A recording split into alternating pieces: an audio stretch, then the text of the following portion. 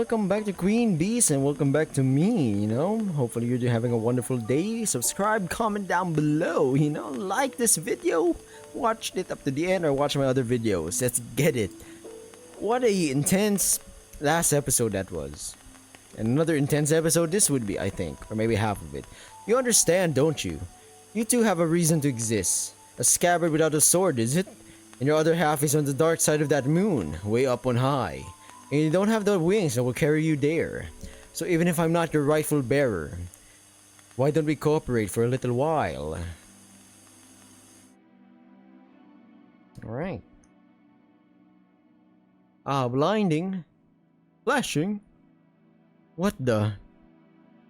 The lost souls draw away from us, stricken. A light too brilliant for their starved eyes spills out of the scabbard, engulfing my battered body and weary limbs, filling them with strength. It feels as though clean water is irrigating my veins. Pardon me, Switch. Otto? Yo! The Giga Chad! That's my boy right there. Ow! Would you please not scream directly into my ear? Look, the prisoners have stopped attacking us. You're acting pretty cheeky for a pack mule. Carrying me in this fashion? Like a princess? What was that? Are you feeling uncomfortable? I can put you down if you want. It's fine for now. Just tell me if your arms start getting tired. Anyway, what's going on here, eh? Where did this splendid armor come from? The power of the scabbard? Scabbard? I suppose so. I tried asking it for help, and like the sword, it seems to have a will of its own. So you're playing the role of the White Knight now, eh? A knight? I don't know how I feel about that. You're right, you're more like a pawn with ideas above its station. Well, this is all fine and dandy, but we're still stuck in this bloody pit. Are we though? Right now I feel as though I could just jump out of here. Jump? Another chess metaphor. No, oh, I see, like the knight's move. But no, I meant it literally. You can't just jump out of here, Otto. There's no way that will... What a beast! What a Giga Chad, man! Okay, I like Otto, man. He's back. I jump. Switch's choke scream smashes into my eardrum like a hammer as we fly up into the dark air. The false moon above grows larger and larger as though it were falling down on us. And then we pass straight through it. Gonna be like, peace! I'm here to take my sister away, or technically your sister, but my, sister still. We cross the lip of the pit like a pair of leaping salmon and crash land the world of light. Echo in a solitary palace guard stares at us in astonishment as a white armor falls from my body like melting snow. Oh, you made it out! Echo grabs my face and peppers it with tiny kisses. You smell so bad, welcome back. Welcome back, you two. That was quite a spectacular escape. I found your gear, by the way. So the guard addresses us, the voice seems familiar. Who are you? Why were you trying to help me out of the pit before? Huh? For the love of... Don't you recognize me? It's me, Faber. Faber, how did you get in here? Are you really Faber? What happened to your little beard? You think that was a good look for me, huh? I didn't say that. It was a disguise. Nobody in the city is who they appeared to be. There'd be trouble if her beastliness knew the loyal captain of the guard was planning on betraying her. The captain of the guard? You? That's right. I'm an inside man. You'd have known that if you hadn't taken off without hearing the full extent of my daring plan. I prostrated myself on the ground, pressing my forehead into the flagstones. I'm sorry, Faber. Please punch me. It seems wrong to hit a man when he's naked. You look like you've suffered enough in there. Come on, give me a good slug. Hey, you wanted to rescue your sister? I get it. I probably would have done the same thing in your shoes. Even so, I deserve it. Tears are running from my eyes now. Everything that had fallen silent within me while we were inside the pit is rising its voice with a vengeance. I can't stop it. Snort. Hey, don't use my cape as a handkerchief. It's silk. I'm sorry. Jeez, don't worry about it, friend. Seriously, let's just drop it. You had the obligation to go along with my plan in the first place, even if it was really brilliant. Faber trails off. His eyes have been drawn to something right beside me. I follow his glance and find a scabbard lying there and almost forgotten about it. The mysterious will I sense from within it seems to have fallen silent. Looks like you found something interesting down there. I haven't seen that scabbard for a long time.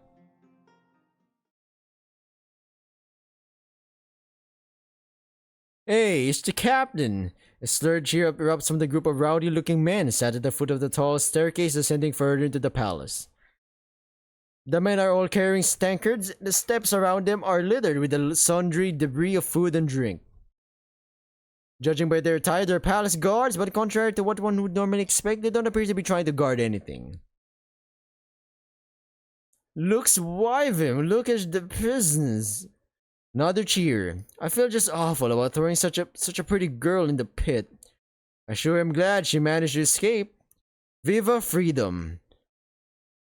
Yeah, I'll drink to that. Beer slumps over the flagstones as the men knocks their tankards together. Viva freedom! What the hell is going on? They're all wasted.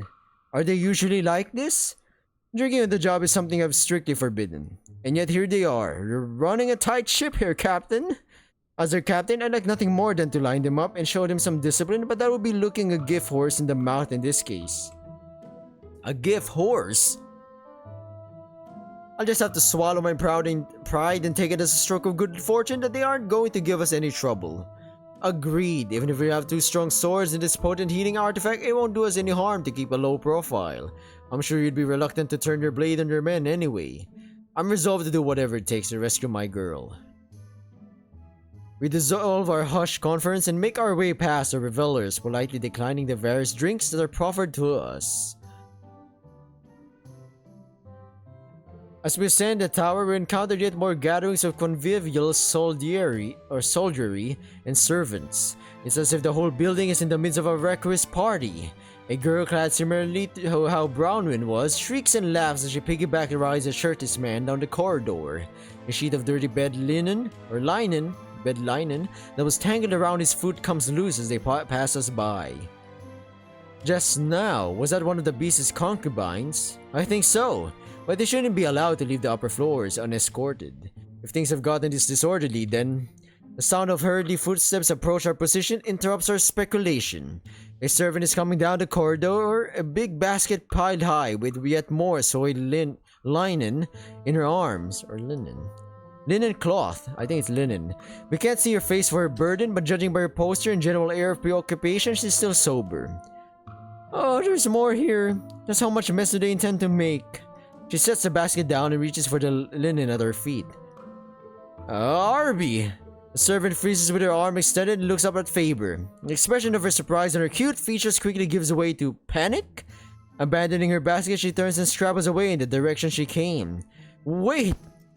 Faber lunges forwards and grabs her by the wrist before she can break into a full run. No, let me go! There's no need to run away, Araby. It's me, Faber. That's why I'm trying to run away. Eh? Come now, this is about the other men. You need not worry. We're leaving this place at once. We'll go somewhere where we can be together in peace. This has nothing to do with the rest of the guards. It's you. I'm trying to get away from you. My dear, what are you saying? I've got it. You must be drunk. Did they make you drink a lot? How awful. You were never good with alcohol. Faber releases the girl's wrist and grabs her firmly by the shoulders. I'm sure you're upset with me for not coming to rescue you sooner, but it's alright now. Faber's speech is cut short by a plaintive cry of vexation from the girl who puts her hands against the chestplate of his armor and shoves him away with a surprising force. Really now? Enough! Stop behaving as if your one-sided affection is mutual. Oh, one-sided? I don't feel the way about you I don't feel a way about you that you feel about me. You'd understand that if you had ever listened to me. You're so quick to chastise your own men for acting inappropriately, but you are utterly incapable of examining and reflecting upon your own conduct. You are an incorrigible, repulsive oaf. I finally got to say it. A supremely beatific expression blossoms on the girl's face for a moment, before she comes back to herself and steps quickly away from Faber, drawing her arms up against her body and scrutinizing him with a look of utter caution. It doesn't seem as though she need fear fear any retribution. However, Faber appears to have perished where he stands. After a time, she walks over to her fallen basket and wordlessly picks it up. She turns to us and bows stiffly, and we, with the exception of Echo, who appears to be struggling not to laugh, return similarly strained and apologetic expressions. We wait until she's out of sight before we approach Faber, who hasn't moved a muscle. Hey, Faber, I can't think of anything to say. I look to Switch, who seems similarly embarrassed. Faber, you're still good to go, champ? You're here to rescue everyone, right? Echo? That was what I said, wasn't it? Yeah, that's the spirit. Let's press on, shall we? Echo plants herself on the broken man's head and gives him a couple of brisk slaps on the brow. This is sufficient to send him plodding up the corridor looking like the world's saddest donkey. You fucking donkey! A long night passed while we were down in the pit, and the sky is gradually lightening. We've been climbing the tower's spiral staircase for some time now, and we haven't encountered a soul since our encounter with Faber's supposed sweetheart. It's too quiet for my liking. Guards we could deal with if it came down to it. We've got 2 experienced swordsmen and scabbard that will heal an injury. It would be too easy, frankly. Conversely, the fact that we're not meeting any opposition is unsettling. It's as if we're still in that pit, stumbling along in the darkness. The merry chirping of some little birds hopping about on the balcony interrupts my dark line of thinking and somewhat deflates the tension. It looks like it's going to be a simply lovely morning.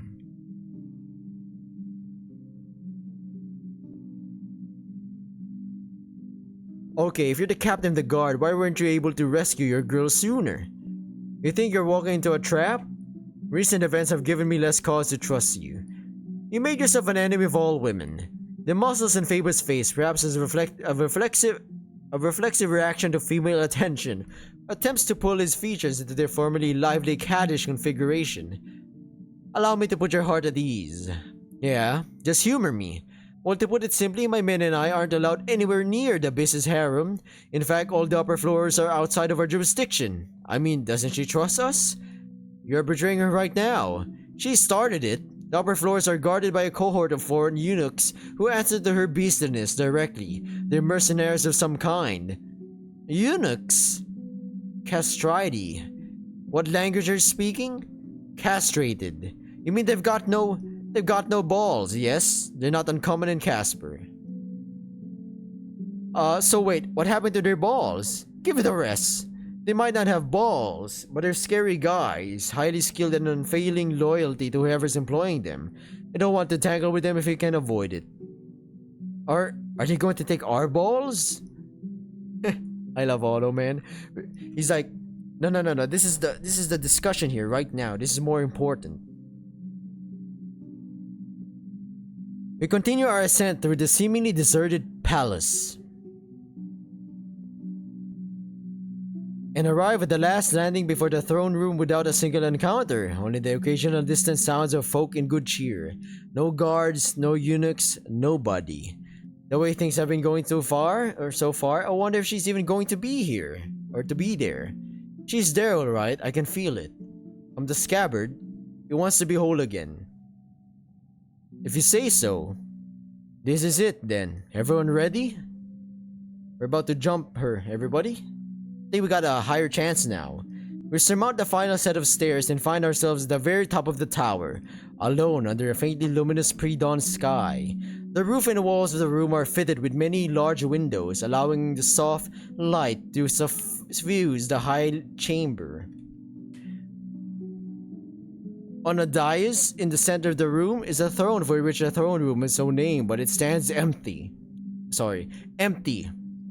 Oh, so you can feel it, huh? Well, she must be around here somewhere anyway.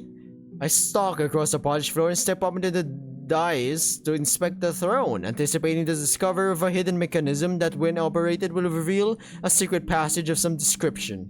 I give it a good look over, poking the eyes and pulling the teeth of all the carved faces, but nothing is happening. I'm down on all fours and getting ready to peer under the seat when Switch pointedly clears her throat and gestures with her eyes to the far side of the room. What is it? Ah. On the opposite side of the stairs we used to come up is another set of identical stairs leading back down. I look right at them and hadn't given them a second thought. Since we only followed one set of stairs up, these new stairs must logically lead somewhere else. Switch nods patiently, wearing a warm, maternal smile as I slowly arrive at these conclusions in my head. Oh, give me a break. I haven't slept in over a day.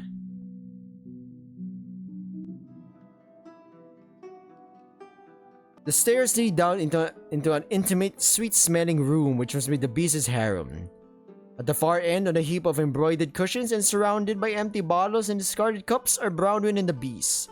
Brownwyn is propped up against a pillar, her head slumped to one side in peaceful slumber, while the beast, in a similar state of somnolence, is curled up with her head resting on Brownwyn's lap. Like this, they really do look like sisters.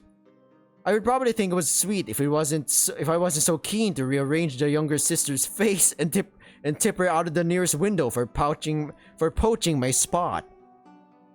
Winnie, wake up! Otto! We were communicating in a loud whisper at most, but nevertheless the beast begins to stir. She must be a light sleeper. Without sitting up, she opens a single sleepy cat-like eye and blearily regards our party. You people again. Didn't I have you thrown into the pit? She sits up slowly, but evidently not slowly enough, as the next thing she does is clutch her head in pain and emits a low whine. Oh my god, how much did I drink last night? She looks around at the array of empty bottles scattered across the floor, then turns to look back at Brownwyn, who returns a sunny smile, quite innocent. Too innocent. There isn't a woman in the valley who can hold their drink as well as Brownwyn. Rocher once speculated, immediately prior to getting beaten up, that it all goes to her chest. There are more pitiful moans as the beast slowly pushes herself onto her feet, supporting herself on a hassock for balance. Halfway through, she seems to lose confidence in the idea of standing up and settles for sitting down on it in a hunch, elbows resting on her knees. She stares ahead of her and grimly exhales before turning to look at us again. Faber, what are you doing with this lot? Have you betrayed me? Shut up, you imbecile.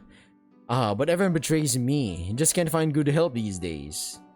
Faber steps forwards and levels his sword at her. If you feel as though everyone betrays you, your beastliness, perhaps examine your own conduct. Are you talking about the thing with Araby? You're still hung up on that. You're so stupid, Faber. Stupid man. I didn't kidnap Araby, you know? She's free to come and go as she pleases. She's just avoiding you because she finds you utterly repellent. Faber's spirit seemed to have at least partially recovered as his spirit mercilessly crushed anew. His leveled sword begins to slowly droop until it's practically contacting the floor. The beast's eyes are subject with contempt and heaves another sigh before continuing. Araby's the only one, though. Everyone else should be... Brioni, where are the others? Don't tell me Well, you were feeling very sentimental during last night's little party. You were telling us that there's nothing more precious than family, and that you'd personally see to it that everyone was reunited with their loved ones as soon as possible. Then... Well, I imagine most of them are on the first boat or carriage home by now. You ordered the eunuchs to ensure they had a safe journey. Why didn't anyone stop me? Brownwyn's guileless facade appears to be buckling under the effort of restraining her laughter. You're the top dog around here, remember? Who could possibly defy you? I think your sister would probably have escaped from here without our help, Otto. Yeah, I think so as well. The beast gives an utterly humorous chuckle and then goes back to staring at the empty space in front of her. The first one to break the silence that follows is once again Faber. This is about more than just Araby. You betrayed everyone in the provinces who brought you to power. Faber, will you just fuck off already? You're no ruler. You're nothing but a duplicate. You're nothing but a duplicitous fox who played at being a wolf. The beast seems to take exception to Faber employing one of her trademark canine metaphors and shakily stands up. She fumbles clumsily around in thin air for a moment before the black sword obligingly appears in her hand like a servant handing her a glass of water. Whether I'm a fox or a wolf, or if you enter the lair of beasts, you must be prepared to get bitten. Taste the people's rage, pretender. Monarch Monarch and vassal close a distance on one another, meeting in the middle of the somewhat cramped chamber with a reverberating clash of steel. Faber parries the beast's savage blows, perhaps more savage than usual on account of her hangover, with the efficient, practical swordsmanship of a well-trained soldier. Soldering iron. As straightforward and economical as his movements are, however, there's something strange about them. I don't know enough about sword fighting to be able to say what it is. I looked at other expert swordsmen in the room for some insight. Hey, is he losing or something? Don't you think you should help him? Switch just shrugs and makes a bemused face. Rather than saying he's losing, well, it's more like he's not even trying. Hey? The sword can't lie, his heart isn't in it. He's probably still sore about getting rejected by that girl. I can't fail to notice it after Switch has pointed it out. He's really only making the most token effort. Given the situation, he need not even fear a fatal injury. Faber, you bastard! Stop thinking with your dick! You're fighting for Byron's future. Take it seriously. If you get hurt, I'm not going to lift a finger to help you. The beast must have picked up on the mental chastisements I'm directing towards my supposed ally, because she soon seems to realize she isn't in a real fight. She cuts Faber down more as a formality than anything else. Planting a booted foot on his chest, she leans her upper body over her knee to squint into his face. Blood runs from Faber's wound, but underneath his massive pain, he has the indifferent look of a man who has lost a match he was already resolved to throw. Is this the people's rage? Are you mocking me? Faber's only response in an embarrassed chuckle. The beast clicks her tongue and straightens up, crushing her heel deep into his sternum as she does so. What the hell is going on this morning? I really feel as though I'm being taken for a fool and I don't like it. She seems rather disarmed, but yet we've yet to actually disarm her. She turns now to look at Switch. Her eyes pass over me with complete disinterest, absolutely failing to notice the long-wrapped object on my back. Am I just a giant potato to her? What is this farce, foreigner? Why did you come back? Switch gives an exaggerated shrug. It's as you'd expect. This is all like a spurned plot to seize control of your quaint little kingdom, though you're really nothing more than a stepping stone on the greater designs for the north. I try to conceal the truth by trivializing it. Nope, just pulling your leg. In actual fact, I'm looking for cute girls with big boobs to kidnap and add to the king's harem. That's right, there's someone else out there as perverted as you are. Oh, never mind. I know I'm not going to get a straight answer out of you. We'll speak with our swords instead. The beast steps over the fallen Faber with one last withering look of disgust and moves on to the stairs leading back up to the throne room. Whatever it is you want, you're going to have to go through me to get it. If you can't defeat me this time, I'll kill you. Come on up when you're prepared to die. With these words, she ascends the stairs, which stares at her, retreating back, the facetious smile slowly disappearing from her features. Back in the throne room, the two rivals pace into the open space, before the throne with their weapons drawn. For a time, they silently regard one another. On their faces are placid, or peaceful expressions that make the hair on the back of my neck stand on end. You wouldn't believe one was hungover and the other had spent the night fighting their way out of a dungeon in the nude. These must be the moments true swordsmen live for. In the lightening sky, the first ray of sunlight spills from the luminous horizon. With the unnearing speed of light, it cuts through the glass chamber like a blade. In the same instant, the two swords meet for the second time.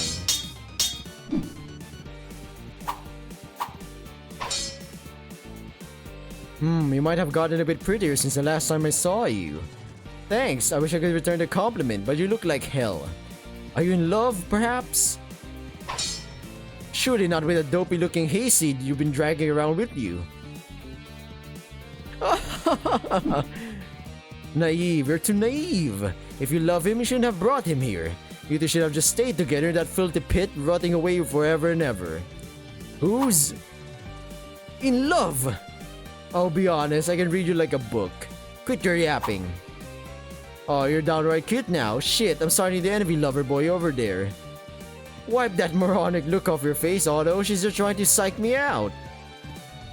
Good grief, every single one of you. If you aren't betraying me, you're betraying yourselves. Listen, you. Those who are honest with their desires, who are bold and forthright with their feelings, are strong.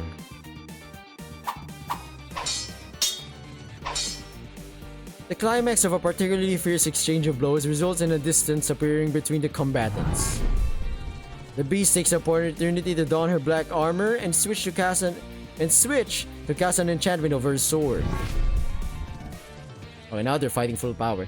The light that issues from the blade is so intense that they have to squint. It's too bright. Do you mean to dazzle me? A meaningless parlor trick. Do you think I can't smell your fear? The beast lunges forward so that the eyes sneering incandescence that only vaguely demarcates switches position. There's a heavy sound of metal entering flesh, and the light diminishes enough for me to discern the form of Switch.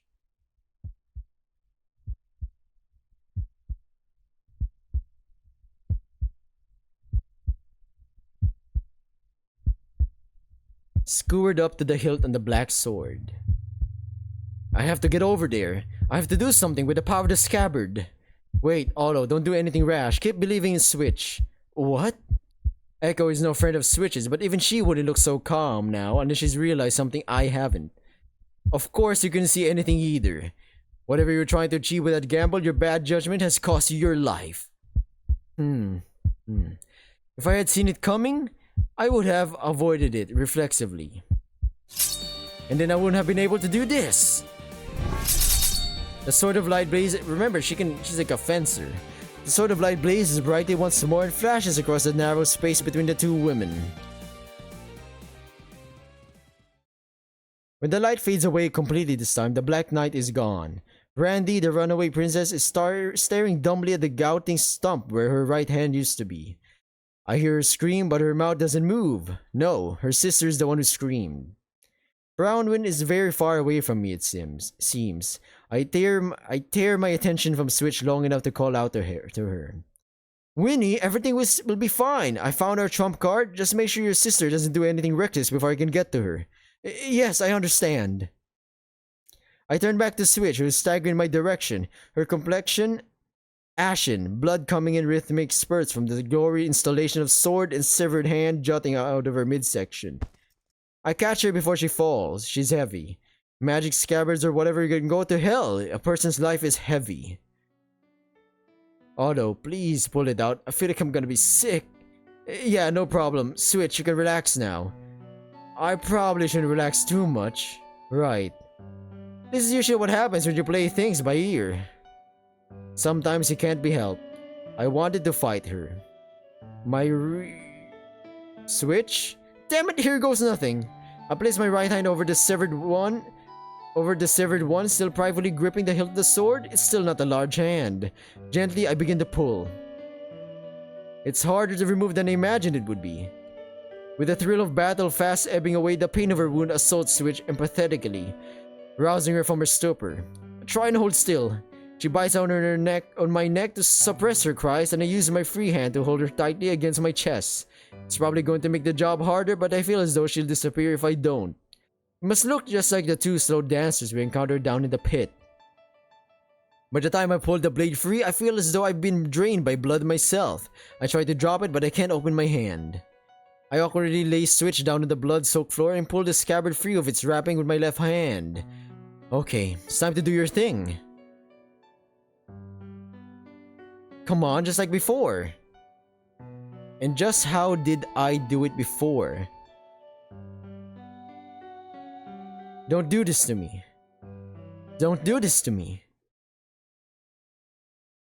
But the great spirits, there's truly nothing more painful to behold than an amateur's attempts at sorcery. Echo, is that you? It is I. Oh, what's happening? I would hear desire, traveler.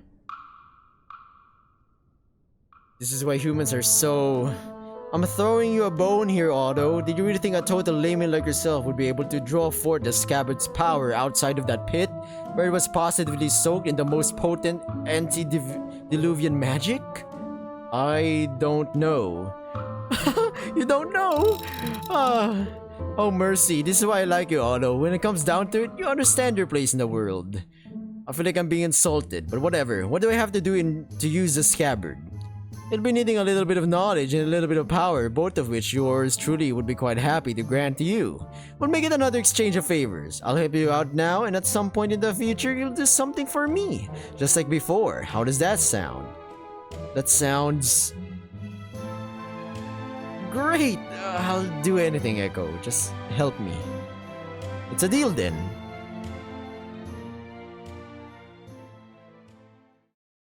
I'll have you work hard for the sake of this land.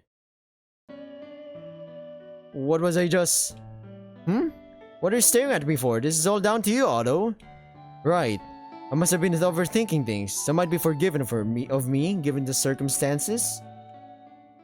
In order to use the scabbard, I need simply let my intuition guide the magic fort. Thank God, man. I thought she was gonna die. I was like, oh, don't do this to me. And like that, it comes. Ever so slowly, the trail of blood switch left behind her is drawn back into the wound. It forms a pattern of radiating spokes that gradually shrink away as color returns to her face. Finally, the wound closes, leaving behind a long white scar that I cannot account for, given what I had imagined to be the time-reversing nature of the magic. Switch opens her eyes and gazes upon the glass dome with the expression of having awoken from a nightmare. I'm back. Switch, are you feeling okay? Ah, sorry, didn't mean to worry you. Are you gonna fix that? Her brown eyes are staring at the side of my neck. I raise a hand to find it wet with blood. Her teeth must have broken the skin. This? It won't kill me. Aw. Ship. The ship has sailed, everybody. It's literally a destroyer-class vessel. I get to my feet, the black sword in my right hand, the white scabbard in my left. What are the rules here? Have they accepted me?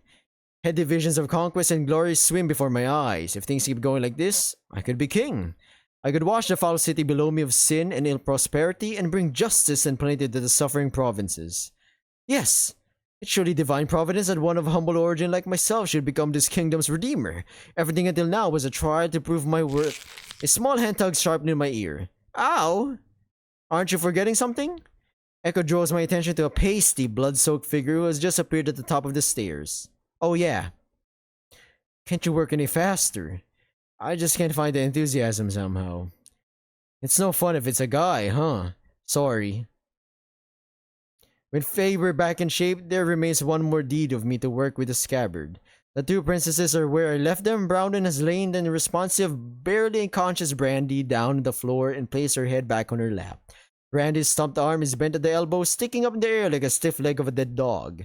I prise the grasping fingers free of the sword's hilt and offer it to Switch. Could you hold on to this for a moment?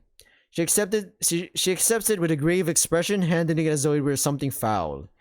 What a dreadful blade. Holding it feels worse than having it stuck in your guts. A flicker of recognition comes into Brandy's paler than usual features. She notices me approaching. Not recognition of me, I suspect, but for the scabbard I'm carrying. As I kneel down beside her and get to work, her white lips draw back in a taut grimace. Brandy, stop making that face. I look up at Brownon, somehow surprised by the edge of irritation in her voice. I haven't heard her use that tone in a long time. She notices me staring at her, and her hard expression softens into something more difficult to define. This girl is no stranger to pain, but she was never such a sore loser. It really has been a long time, Brandy. I'm sorry I was gone for so long. I look back down at Brandy, who is still staring fixedly at the scabbard under her fluttering eyelids. What I thought was a pained expression now looks more like a snarl of contempt. Does it disgust you so, even to try to end this cycle of violence? Do you intend to keep nursing your hatred forever? For what purpose? Without her responding to my question, the bloody seam where Brandy's hand meets her forearm disappears and I release it from my grasp. Whereupon the newly mended hand springs to life and grabs me roughly by the collar, dragging my face down close to hers. Her booze-soaked breath washes over me as she hisses some words I can discern. Then the grip of my collar goes limp as she finally loses consciousness. Whether it was a refutation or a concession is something only she knows. Maybe she didn't hear my questions at all. I pull away from her and stand up, feeling tired and sick. Brandy is still poaching my spot on Brownwind's lap, but I decide to drop the matter for now. Reparations can be arranged later. The familiar sound of my friend's armored boots approach approaches, and my upper arm tingles in anticipation before I feel the light thump. Good work, Otto. Same to you. Mission accomplished, eh, adventurer? That may be so, but I don't like the way you said it. Here, put this thing away. Switch hands me the sword, shaking off the allure of its power as though it were a warm, heavy cloak. Sorry about that, I got a hiccup. On a pleasantly cool day, I thrust the blade into the scabbard. Ching. It's a cool sword, not gonna lie. It's only now that I feel as though I'm in possession of myself again, no longer the agent of some strange flow of events beyond my control or understanding. I let the complete artifact hang limply in my hand and trudge over to the window to lean the side of my face against the cold glass. My eyes wander over the rooftops of the city, over the docks, and onto the great plains stretching all the way to the horizon, shining with a million facets of reflected sunlight. Ah! Hey! I'm here, over here! Who is that? We still haven't met this guy. I was worried no one is going to come, and that's where I end this video, everybody. It's a bit long. It's a bit long, but not as long as the previous episodes. But I hope you liked it. What an intense match. Yeah, that's it. Comment down below. Whatever you want, whatever you want to comment. Thanks for watching. I'll be seeing you next episode of Queen Beast or some other video. See ya. Bye.